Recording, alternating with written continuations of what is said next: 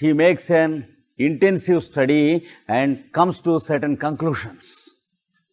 For example, I should not eat potatoes. The fellow stops potatoes for life. That means he has entered into the third plane. But before that, he knows things and still lives in his world of ideals. For about 6 or 7 or 8 years, he says, I should stop potatoes. So, he repeats the Sermon on the Mount without following the footsteps of Christ. See, then on fine morning, he just stops the potatoes. And what about the aspect in his birth horoscope? No colic hereafter. No digestive troubles 4 times a month. At least thrice or twice a month. And finally, he is quite free throughout the month. But his friend, who is existing in the first plane, says it is not possible. Because when once the Saturn and Sun are in square in your birth horoscope, you are doomed to have the same troubles throughout your life until you go to the tomb.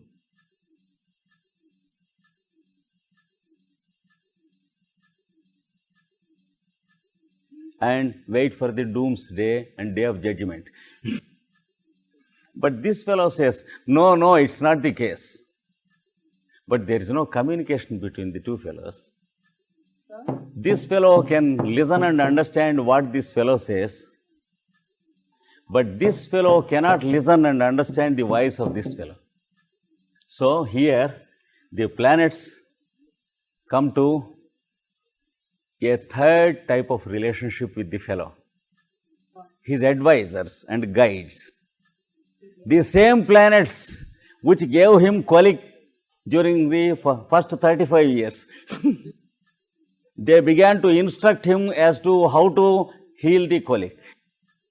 And at the end of 38 years, now they advise him, I think you know, my boy, you should not eat potatoes. Here they used to say, if you eat potatoes, here they used to say,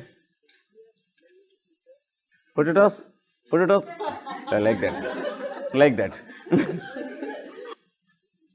Yes. They change their language. They change their face. Because here they are with us with their own faces, original faces, the planets. Here they were under masks. And here they were only under masks and never removed their masks before us. That is what the ancients used to teach us through what they called mystery plays in the form of ancient dramas, where they used to have masks. It was not something just funny, but there was something profound in what we call the mystery plays. They were intended to serve the purpose of very high initiations to the disciples.